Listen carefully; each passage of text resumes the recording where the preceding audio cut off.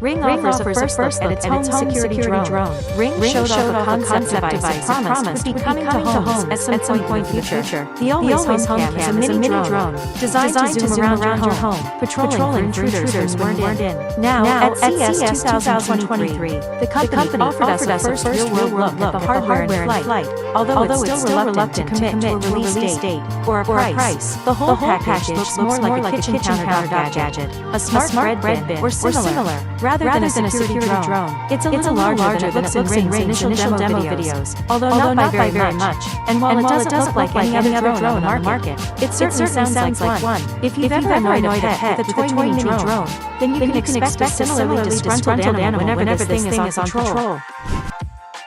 Apple reportedly releasing AR/VR headset in fall 2023. After years of frenzied speculation, it appears that consumers may finally be able to get their hands on Apple's long-awaited AR/VR headset sometime late 2023. News of the mysterious mixed reality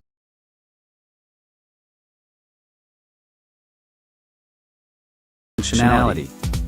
The high-performance Apple headset, reportedly powered by the same M1 chip found in the company's MacBook laptops, is slated to launch with a custom-made operating system and a new app store for mixed reality apps. The Bloomberg report states that the mixed reality headset is set to be unveiled ahead of Apple's Worldwide Developers Conference in June, with a release date scheduled for later in the fall. A small number of high-profile software developers have already received units for testing and have begun developing apps for the device.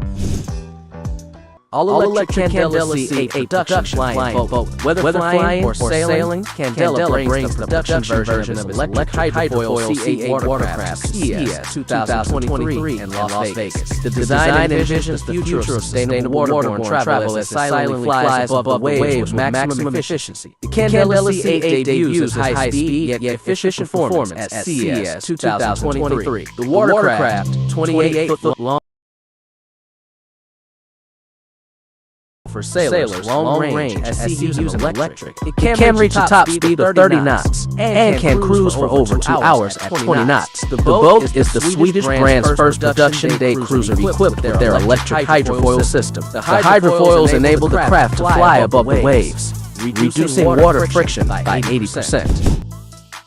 PS5 might leak liquid metal, overheat if left vertical. Sony made it clear the first time it unveiled the console hardware, and the system includes a stand that can be oriented horizontally or vertically, as the user prefers. Here's what we know so far. Reports from several different repair shop owners suggest the PlayStation 5's thermal interface material can ooze out from under the CPU under certain circumstances. The PS5 doesn't use a conventional thermal pad, or even high-end thermal paste. Instead, it relies on a liquid metal compound. These compounds transfer heat more effectively than conventional thermal paste, but they come with some drawbacks too. Microsoft plans to integrate OpenAI chatbot technology into Office, Bing, and other products in the near future. According to the independent report that cites a source with direct knowledge of Microsoft's plans, the company is in talks to add OpenAI's artificial intelligence capabilities to Bing, Word, PowerPoint, and other popular Microsoft apps. Adding AI capabilities to Microsoft's apps will let users generate long texts using single prompts. This may also let users create AI-generated emails or design PowerPoint presentations using prompts. The move may also help improve the Outlook email experience using chatbot's capabilities like automated email response, recommendations for writing better emails, and more. Ocean Energy. Inverness-based Ocean Energy has been developing marine energy systems for over 20 years. The Archimedes WaveSwing technology is a submerged wave power buoy designed to provide reliable and affordable power for maritime communities and offshore applications. The WaveSwing reacts to changes in subsea water pressure caused by passing waves and converts the resulting motion to electricity via a direct drive generator. The system is suitable for deployment in water depths in excess of 25 meters and can be configured for ratings between 25 kilowatts and 250 kilowatts. TikTok is testing a sleep reminders feature that nudges you when it's bedtime. TikTok users regularly complain of hours lost on the platform, especially at night. In an effort to address these concerns, the company is testing new sleep reminders that include the option to set up alerts when it's your bedtime and to mute notifications during the recommended 7 hours of sleep. TikTok confirmed to TechCrunch on Friday that the new sleep reminders are being tested with select users globally. Users who are part of the test will see a new sleep reminders option. The app says sleep reminders will help you know if you reach your sleep time on TikTok to help you get to bed when you want to. After you select a sleep time, you will be reminded to close the app when the clock reaches that time. We all know how important networking is for business, but you must be wondering what the fuck this pre-frame networking is and how is it different from well-known old-style friendship making. Well, that's pretty easy to understand when looking from such a perspective. People of your interest are more engaged and open if they have explored some info about you up front of the meeting, and it becomes much easier to build the desired connections. So, when people are really prepared for the meeting with you, echo well done steak, they are pre-framed. Let's now break down the two scenarios, which in fact are the only options to choose from, the networking with or without the upfront content. Let's call them the classical and the pre-framed networking. Now imagine you're starting a new business in a new location. It's a very widespread thing nowadays cause people are moving all over the world all the time, creating new businesses. If you're in the classical mode of networking, you'll have to try hard to get in front of the people you want to get acquainted with. And without the track record or deep connections, you'll struggle twice as severely. Moreover, as modern networking is all about conferences and alike events, like it or not, you will have to visit such crowded places. Well, some do like being in the crowd, but many, like me, still don't if you're not comfortable at the concert or in a sweaty nightclub. Why would you be in any kind of a conference where anyway, all the juice happens at afterparties? And don't forget about how dull they can be. These kind of events may not be sweaty, but they are almost always damn boring. Imagine sitting at a table with a bunch of barely known people listening to the rehearsed yet irrelevant stories about their vacations, kids' activities, and plans for upcoming holidays. I know, it's the part of the game, but come on, it shouldn't be the rule to enjoy this. And now imagine how many such trash talks could take place before you jump into one boat with the right people. It's time wasting, my friends, and more so, do you remember how much more time it takes to maintain these relationships? Well, at this point, many who call themselves extroverts may happily rub their hands. Like, yes, that's why the world belongs to us. No, that's fucking wrong. And now, let's put yourself into the pre-frame networking mode.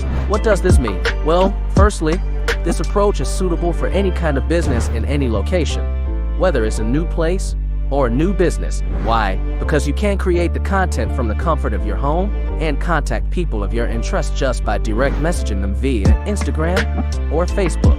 You can put something like, "Hey, it's Mike from MikeWines.com. As you may know, I'm doing a podcast show where I talk about the wine and the lifestyle that suits best for such a passion. I would really like to invite you as a guest to this podcast so we can discuss your winery's business. I would really appreciate it if you'll take 2 hours the next week and visit my studio for a shooting. Tell me, what do you think of this?" It will be enough to receive positive feedback if this hypothetical Mike browses a little of who you are and discovers a few articles here, a few funny social posts there, and so on. Secondly, you can do it from the comfort of your place. You're in control here. No more fucking crowded, uncomfortable events with garbage food. Bring Mike to your place, to your studio, or just in the environment of your favorite cafe where you can interview him in written form. Moreover, now you can drop events and parties on your own and communicate with only who you like. Your creativity, unleashed now, will guide you in the right direction. When you put the content-based strategy in the front, you start playing by your own rules, and time becomes your ally. And the person that you're reaching out to would be happy as a lark that some cool content creator asked for a favor of being on the show. This is when the networking process becomes fun and hits the target every time. This happens when you pre-frame your networking by the content. Yes, the content was and remains the king when it comes to business development. Without it, nobody cares who you are and what you offer. And heck yes, they can't make any PR on the interaction with you. Moreover, people usually don't take the risk of dealing with a ghost because they won't ask about your reputation from your friends. They prefer to go to your Instagram or LinkedIn page or, I don't know, search for your house at Decentraland or somewhere else where gonna be the interaction and communication process arranged by Meta or Alphabet. So, which strategy to exploit? Well, yet the answer seems obvious now. In reality, is usually a combination of both, with a heavy tilt in the direction of classical networking, while the content creation and distribution process leave a lot to be desired. But this can be fixed. Stay tuned, and soon, we'll uncover how to implement the content-based biz dev strategy that will lead to pre-frame networking and exponential growth of your business. Don't miss to hit the subscribe button, and, as usual, feel free to drop us a message, especially if you're starting a new business and looking for a partnership that will strengthen your venture with creative and media capabilities. See you soon, and don't forget, your success is only in your hands, so don't occupy them with any crap.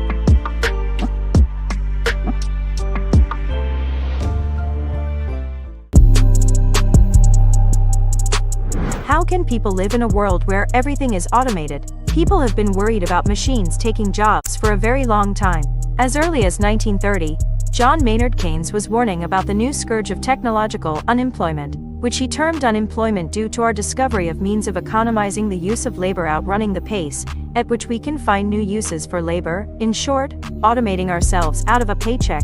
The fear has only grown more powerful in the software age. A few automation upgrades ended up making 20 workers redundant at a small 3D modeling company. Ray Kurzweil, the inventor of singularity, and a famous futurist, predicted in 2005 that human intelligence would be far more powerful than machine intelligence. One idea closely tied to singularity is the automation of human jobs with artificial intelligence. The automation of human labor is a phenomenon that we can already see happening, with cashierless stores and restaurants with robot servers, just two examples. Some people even believe that at some point, all jobs will be automated by computer programs. But the real question is, can we truly automate all jobs with artificial intelligence? And even if we can automate many jobs, is the world truly ready for full automation? Every leap in technology that displaces manpower comes to a replacement avenue in the job market. For example, the use of cars caused horse carriages to lose their place, but created an outsized car manufacturing industry and associated jobs that also created jobs such as car mechanics, car designers, professional F1 manufacturers, sports car manufacturers, and refiners. Most people are involved in manufacturing. Some people can go to logistics, marketing, sales, research and development, maintenance crew for equipment, product development, etc. Machines will be able to perform more of the human tasks, supplement the work that humans do, and even perform other tasks that go beyond what humans can do. While we assume there will be enough research to go about, society will have to cope with major changes and the dislocation of the workforce. Workers will need to acquire new skills alongside them in the workplace and adapt to the increasingly capable machines. They may need to move from declining to growing occupations, and in some cases, new ones. According to a McKinsey study, as many as half of the current jobs will be automated by 2030. This would mean that 400 million jobs worldwide will be completely gone. Set against the backdrop of continuous AI improvements, the picture seems simple enough. Machines get a little more capable every day, and every extra bit of intelligence brings a few more jobs within reach of automation. But the reality is more complex, operating at a far larger scale. In most cases, we're not automating individual jobs, but entire industries as we meet more of our needs through massively scalable software. It's a huge shift in the way society works, and it doesn't have to be a bad one. We just have to look at the big picture. Last of Us stays true to the game and hits just as hard. The 2013 PlayStation 3 title, Naughty Dog's The Last of Us, broke ground as a video game that looked more like a prestige TV show or film than just about any other game before it.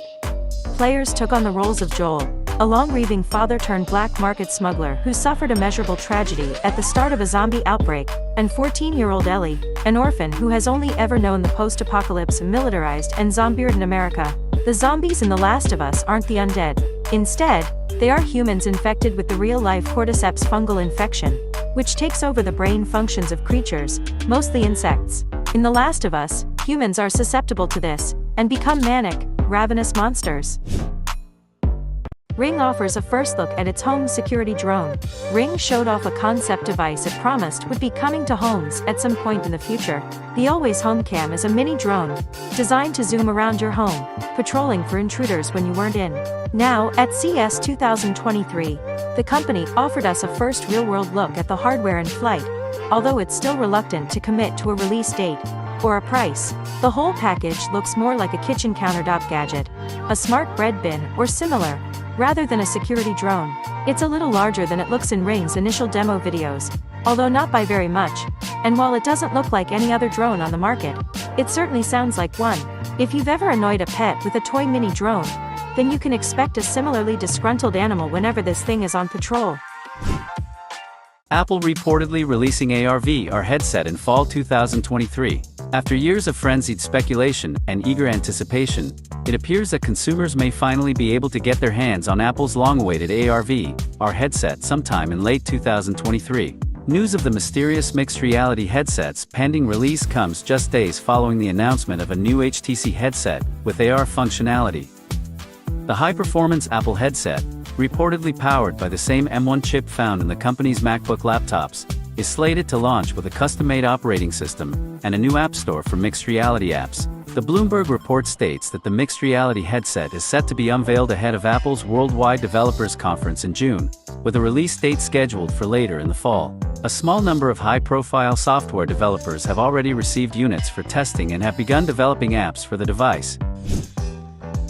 All-electric Candela C8 production flying boat. Whether flying or sailing, Candela brings the production version of its electric hydrofoil C8 watercraft to CES 2023 in Las Vegas. The design envisions the future of sustainable waterborne travel as it silently flies above the waves with maximum efficiency. The Candela C8 debuts as high-speed yet efficient performance at CES 2023. The watercraft, 28-foot long, and made with a 100% carbon fiber hull, offers sailors long range at sea using electric. It can reach a top speed of 30 knots and can cruise for over 2 hours at 20 knots. The boat is the Swedish brand's first production day cruiser equipped with their electric hydrofoil system. The hydrofoils enable the craft to fly above the waves, reducing water friction by 80%. PS5 might leak liquid metal, overheat if left vertical. Sony made that clear the first time it unveiled the console hardware, and the system includes a stand that can be oriented horizontally or vertically, as the user prefers. Here's what we know so far. Reports from several different repair shop owners suggest the PlayStation 5's thermal interface material can ooze out from under the CPU under certain circumstances. The PS5 doesn't use a conventional thermal pad, or even high-end thermal paste. Instead, it relies on a liquid metal compound. These compounds transfer heat more effectively than conventional thermal paste, but they come with some drawbacks too. Microsoft plans to integrate OpenAI chatbot technology into Office, Bing, and other products in the near future. According to the independent report that cites a source with direct knowledge of Microsoft's plans, the company is in talks to add OpenAI's artificial intelligence capabilities to Bing, Word, PowerPoint, and other popular Microsoft apps. Adding AI capabilities to Microsoft's apps will let users generate long texts using single prompts. This may also let users create AI-generate emails or design PowerPoint presentations using prompts. The move may also help improve the Outlook email experience using chatbot's capabilities like automated email response, recommendations for writing better emails, and more. Oars Ocean Energy. Inverness-based Oars Ocean Energy has been developing marine energy systems for over 20 years. The Archimedes Wavaswing technology is a submerged wave power buoy designed to provide reliable and affordable power for maritime communities and offshore applications. The Wavaswing reacts to changes in subsea water pressure caused by passing waves and converts the resulting motion to electricity via a direct drive generator. The system is suitable for deployment in water depths in excess of 25 meters and can be configured for ratings between 25 kilowatts and 250 kilowatts. TikTok is testing a sleep reminders feature that nudges you when it's bedtime. TikTok users regularly complain of hours lost on the platform, especially at night. In an effort to address these concerns, the company is testing new sleep reminders that include the option to set up alerts when it's your bedtime and to mute notifications during the recommended 7 hours of sleep. TikTok confirmed to TechCrunch on Friday that the new sleep reminders are being tested with select users globally. Users who are part of the test will see a new sleep reminders option. The app says sleep reminders will help you know if you reach your sleep time on TikTok to help you get to bed when you want to. After you select a sleep time, you will be reminded to close the app when the clock reaches that time. Web3 is a future where corporations will be powerless as content creators own their own work and followers. On Web2, That isn't the case. Huge corporations such as Twitter and Facebook are profiting from content generated by users, which is great for these companies, but not so much for the average user or professionally trained content creators. Web3 is a social media platform that doesn't rely on centralized structures to control all aspects of it, which will give control back to users rather than corporations. No more trolls, please. Centralized platforms such as Facebook, Instagram, and Twitter can prevent you from having the freedom to create your own content. If you don't abide by the policies set in place by those platforms, you may quickly lose your followers when you've put years' worth of hard work into building up your account. Twitter's recent ban on Trump resulted in Twitter users who were outraged and felt they had no control over their content. They are the ones providing value to the company, but Twitter continually ignores their opinions. With Web 3.0, companies will no longer dictate what people can do with their platform. Blockchain could be the future of social media. The problem with Web 2.0 is that there are few connections between platforms such as YouTube, Facebook, and Instagram. If you want to start a new account on one owing to the success of another, you will still be starting again without your original followers. Web 3 provides solutions for you to reduce the number of intermediaries, create an open ecosystem, enable new forms of monetization, and give individuals more power over their content and followers. Blockchain technology is the future of social media. There are companies that provide decentralized social media apps that run on blockchain.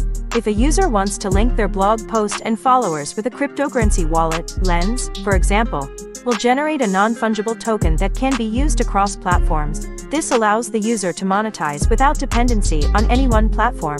When a user posts content, it's automatically shared across all platforms they're on. And because followers are also following these users on other social media sites, there tends to be the same number of followers on all their accounts. If a new platform emerges, you don't have to build your audience for this new site as well. It's like having an account that's linked directly to the internet, rather than being linked to Facebook's closed ecosystem. How advertising is changing. The Web3 model incentivizes users with their own way to monetize their work, ensuring that the content is better than advertising. This platform also allows creators to set a fee for 1. Collecting or following their posts, or 2. Setting a fee for following them. The revenue then goes straight to the creator's account instead of the platform. Find out how influencers will accelerate the adoption of blockchain technology. There are some people who claim that Web 2 will always be better than Web 3 because it has a head start, but the truth is Web 3 social media will eventually catch up with it, since the benefits of decentralized social media are substantial enough to make big content creators switch, and their audiences would follow them. Blockchain has the potential to change the paradigm of content creation. Influencers who first built their following on social media platforms that have since banned them from sharing their content can now use Web 3 to maintain their presence. Blockchain is giving power back to the users by rewarding those who have created and consumed the content on social media, rather than a larger platform, like Twitter or Facebook. Blockchain is better than any platform we could imagine because it decentralizes everything and sequesters all data.